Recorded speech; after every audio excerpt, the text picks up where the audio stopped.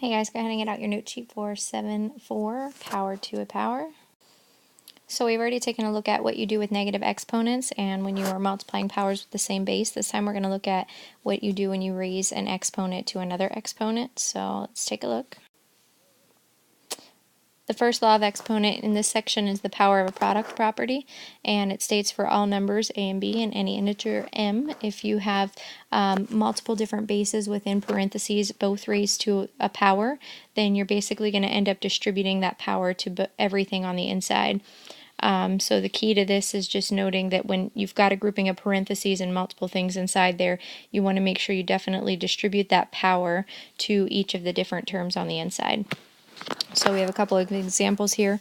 Let's take a look at the first one. You have 2x that's squared, so it's 2x squared, meaning 2x times itself. So if we were to expand it, it would be 2x times 2x. And then if you were to just use your rules of multiplication, you can do 2 times 2, which is 4. X times x is x squared.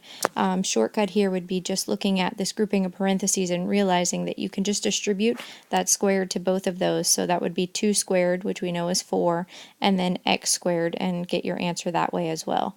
So it's up to you. You can expand these and do it that way, or you can just learn the rule. Middle example, you have the fraction x over y cubed. So as a fraction, since both x and y are in those parentheses, you would have to distribute this cubed to both the numerator and the denominator, which makes the answer x cubed over y cubed. If you wanted to do expanded form here, then this is 3 groups of x over y times itself, and that kind of just shows again where you're getting that x cubed over y cubed when you multiply. And then the last example, we've got 3 different terms on the inside, 4x, y, all squared. So again, if you did expand it, it's showing that it's 4xy times itself twice. And you would go ahead and multiply 4 times 4, x times x, and y times y. Or this power of a product property states to just distribute your squared. So we would do 4 times itself, which is 16, x squared, y squared. I know one of the biggest mistakes people tend to make on these kinds of problems is when you're distributing that 2 to the 4, people want to put 8. They think of 4 times 2 instead of 4 times itself. So just keep that in mind, as 2 as an exponent is squared. So say to yourself 4 squared instead of 4 times 2. The next law of exponent is power of a power property, and that would be anytime you have a base with an exponent in parentheses raised to another exponent, the shortcut rule is to raise a power to a power. You're just going to end up multiplying the exponents, and we'll take a look at this in expanded form as well, but the shortcut's definitely much faster to get your answer by realizing that if it's a power to another power, you multiply those and get your answer. So we've got the example of 8 cubed, and then that is squared. So first of all, if you were going to expand 8 cubed, that's 3 8s times each other. And then you have that entire group of 8 cubed twice, so that's a whole nother group of 8 cubed. So we've got now 8 times 8 times 8 times another 8 times 8 times 8. So if you did your rules and multiplied these, you're going to end up getting 8 to the 6th power. And you could then actually do 8 to the 6th power. I'm going to stop there. We don't actually have to expand that one. But this law of exponent says when you have this power 8 cubed to another power of squared, then really you're just going to take that 3 and 2 and multiply, and that's going to give you your 8 to the 6th. The second example is actually combining the power of a product property and power of a power property. So you've got 2 different bases inside these parentheses, 3, and then you have y squared, and then all of that is being raised to the 5th power. So the first key thing here is recognizing you're going to have to distribute that exponent to both of these bases on the inside. So I'm going to just rewrite it this way first as 3 to the 5th, and then whenever I distribute it to my y squared, the rule states power to a power you can multiply, so this would really become y to the 10th. If I did expanded form of this, I would have to do 5 groups of 3y squared, and then that's just going to be 3 times 3 times 3 times 3 times 3, y squared times y squared, y times y squared times y squared times y squared, and you should still get this same answer. And again, we could technically simplify this a little bit more if we did 3 to the 5th, but we're just going to stop here for the sake of that. I know you guys know how to get 3 to the 5th power. You can just do on your calculator, or 3 times 3, 5 times. And then your last example, so we've got a lot going on here, and this is going to be more realistic of the kind of problems you'll see, combining almost all of these different rules we've learned so far. So you kind of want to just think of order of operations. You've got to do your parentheses first, and then exponents, and then multiply. And so inside these groupings of parentheses, there's nothing you can do, so we're going to move into the exponents. And since I have these groups of parentheses with exponents on the outside, my first goal is to get rid of those exponents. So I'm going to have to distribute the squared to all three bases on the inside of this first group of parentheses. So that's going to give me 3 squared, and I'm actually just going to change that to 9 since I know 3 squared is pretty easy to do. Y cubed squared means 2 groups of y cubed, so that would become y to the 6th if I just multiply. And then z times itself would just be z squared. And then in my second group here, I have this 3, or this cube, to distribute. So here this is going to be negative 4 times itself 3 times, which is negative 4 times negative 4 times another negative 4. And that's going to end up being a negative 16. And then you've got y squared 3 times. So it's like y squared, and y squared, which is going to be y to the 6th power. Now, from there, we've got to finish simplifying, because now I've got these 2 different terms that we're going to multiply together. So we're going to use our rule of multiplying bases. 9 and negative 16, not the same base, but they are numbers you can actually multiply. And that should give you negative 144. And then we have these y bases, so we're going to do y to the 6th times another y to the 6th. And since we're multiplying, we're really going to end up adding those exponents, so we're going to get y to the 12th. And then z squared doesn't have anything else to combine it with, so we just keep it as z squared. So at that point you're done. So keep in mind, for this kind of problem, we did technically use order of ops, where we had to do our exponents before we can do this multiplication at the end to finish simplifying. So we have a couple more examples just to keep practicing with these rules all together. First one here, 3a squared b cubed all cubed. So again, imagine you just have 3 groups of 3a squared b cubed. So the shortcut way of doing this is to really just distribute that cubed, and recognize that when you're distributing it to another power, you're going to really multiply. So when we distribute it to the 3, that really means 3 cubed, not 3 times 3, but 3 times itself 3 times. And that should be 27. When we distribute it to a squared, it's 3 groups of a squared, which is going to be a to the 6th, and then 3 groups of b cubed, which is b to the 9th. And then from there we're done. There's nothing else we can really do. Second example, kind of a whole lot going on here, but again, if you just take it into steps and think of order of ops, you've got to do, parentheses if you can do anything, then exponents, and then multiply. So I actually do have this inner grouping of brackets that I've got to simplify before I can do the outer stuff. So very first thing here I should be doing is distributing that cubed to both of these spaces on the inside. So negative 2 cubed is negative 2 times itself 3 times. So negative 2 times negative 2 times negative 2 becomes negative 8. That becomes b cubed. I can keep my brackets now, and then I still have that squared outside I'm going to have to take care of.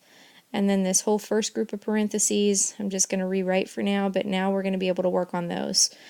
So we've got this cube that needs distributed to each base. So 2 cubed is 2 times 2 times 2, which is 8. A to the 4th 3 times is 3 groups of a to the 4th, so we just multiply 4 and 3.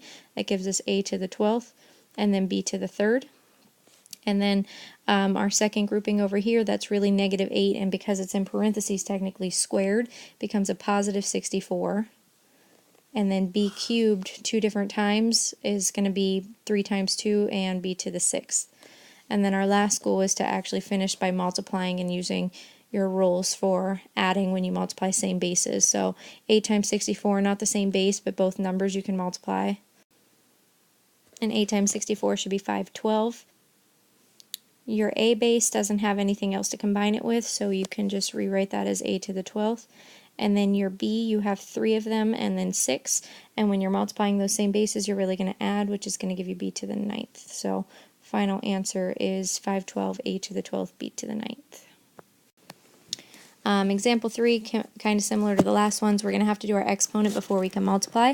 So we're going to start by distributing our cube. So 2 cubed is, again, 2 times 2 times 2, which is 8. We've got x to the negative 2 3 times, so it's like 3 groups of negative 2. The rule still is just to multiply, so negative 2 times 3 is negative 6. And then y cubed 3 times is y to the 9th. I'm going to keep that in parentheses, and then we're going to multiply that group by negative 4x. So at this point we're just multiplying, so we kind of shift back to our rules for multiplying, which is multiply your numbers, that's going to be negative 32, and then add your exponents of like bases. So I've got an x over here that has an exponent technically of 1, and then I have negative 6 x's. So when I add 1 plus negative 6, I'm going to get x to the negative 5, and then y to the 9th. And then going back to what we had talked to in previous sections, you cannot keep that as your simplified answer because of that negative exponent. So we're going to go ahead and get rid of that negative exponent, just write a fraction bar. The things that don't have negative exponents stay on top, so it's negative 32 y to the 9th. And then that negative 5 is going to have to move to the bottom and become a positive 5. Example 4, same concept, so we're going to start by distributing our exponent to everything on the parentheses. So x squared 4 times is just x squared, or 2 times 4, which would be x to the 8th. And then y cubed 4 times would be 4 groups of y cubed, or 3 times 4 is 12. From there, don't let this one kind of throw you off. That negative 6 that's out front does not get distributed to the x and the y. A lot of people want to do that way, but there is no plus or minus in between them, so it's really just one big term in that grouping of parentheses. So it's just going to be a final answer of negative 6, and you could drop the parentheses, x to the 8th, y to the 12th. So be careful. You only have to technically distribute numbers when we've got a plus or minus in between terms. And then 5th example, we're going to distribute our cubed, so 3 cubed is 27. P cubed would be p to the 9th.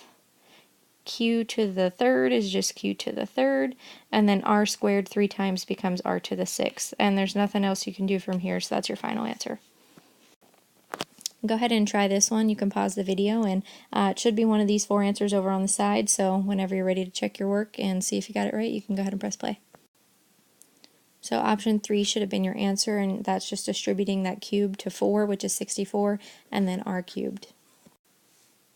Same thing for example 7. Go ahead and pause it and try it, and then press play when you're ready to check. And option 4 should have been the answer here, so 3 to the 4th is 81, and then a squared 4 times would be a to the 8th, and b cubed 4 times is b to the 12th. So laws of exponents kind of problems are very popular with any kind of area of rectangles. I've even seen triangles before, or even sometimes squares. And basically they're just asking you to find the area of each rectangle. You would just have to know the formula for area of a rectangle, which you hopefully know by now. It's length times width. And we're going to go ahead and apply that to these, but obviously you don't have nice beautiful numbers for length and width. You've got these exponents and all these different bases, so you do the same rules. You're just going to multiply and then use your laws of exponents to simplify. So for this first example, length would be 12x cubed times y, and then we're going to multiply that by your width, which is 4x squared y to the 5th. So there's no powers to powers here, so we're using our rule of exponents to multiply bases that are the same, add the exponents. So 12 times 4 should just be 48. X cubed and x squared we're going to add, that's going to be x to the 5th, and then y to the 1st and y to the 5th becomes y to the 6th, and that would be your final answer. Second one, number 2, so again another rectangle, so we're all realistically going to just take the length and width and multiply, but this length here is a little bit trickier because there's multiple things going on there, so we'll take a look at that in a second. And then the width is a little bit easier, so we are going to go ahead and multiply these, but before you can multiply, you actually have that exponent on your length that we're going to have to distribute first. So we've got 8 squared, which becomes 64. Y to the 6th 2 times is really y to the 12th, and then z squared 2 times is z to the 4th. And once we simplify that, now we can multiply it by our original width and use our rules to where when we're multiplying same bases, we add the exponents. I also recommend when you have negatives like this for your width, put your 1 there, use your identity property, because now it makes it easy to see. That's really just 64 times negative 1. I see a lot of people make mistakes with that kind of problem, so just watch out for that. And then alphabetical, we're looking for x's first. There's only one group of x's, so x to the 3rd. Y's, we have a y squared and a y to the 12th, so we're going to add to get 14, and then z to the 4th with this next z, which is z to the 1st, gives me z to the 5th. So my final area here, most simplified, should be that answer. Next thing I want you guys to look at is just to check through these, and these problems are actually already done, but you need to determine which ones are correct and which ones are not. And This is good practice to get used to checking your own work whenever you guys are doing problems like these, especially because there's a lot of different laws of exponents, so people tend to mix them up. So go ahead and see if you guys can figure out which ones are good and which ones are not, and then I will show you what you should have had for each of those. So the first one actually was not correct because you are multiplying bases that are the same, which means you add the exponents, so that should have been a c to the 13th instead of 42nd. Second example is incorrect as well, and that's because it should end up being a positive 36. And that would happen because right here, when you distribute this squared, technically there's a 1 there, we just don't have it. So that's negative 1 squared, which becomes a positive 1, times that 6 squared, so that becomes a positive 36. So just look out for things like that. Third one is correct. They did everything right, added exponents, multiplied the 8 and 3. Fourth one is not correct. So correct answer should have been 4 instead of 2, and that would come from right here when you're distributing 2 squared, it should become a 4. And also some of these exponents are a little off as well. That would have changed to a 4 and a 4, and then when you combine it with the other ones, after you would have distributed that squared over here, you would have ended up with x to the 12th, y to the 10th, and z to the 12th. Fifth problem was actually done correctly. There was no outer exponent, so you were just multiplying your 2, 2, and negative 3, and then adding the rest of your exponents. And the last problem's not correct. Again, it's multiplying the same bases, so you're adding the 4 and 7 to get 11 instead of 28.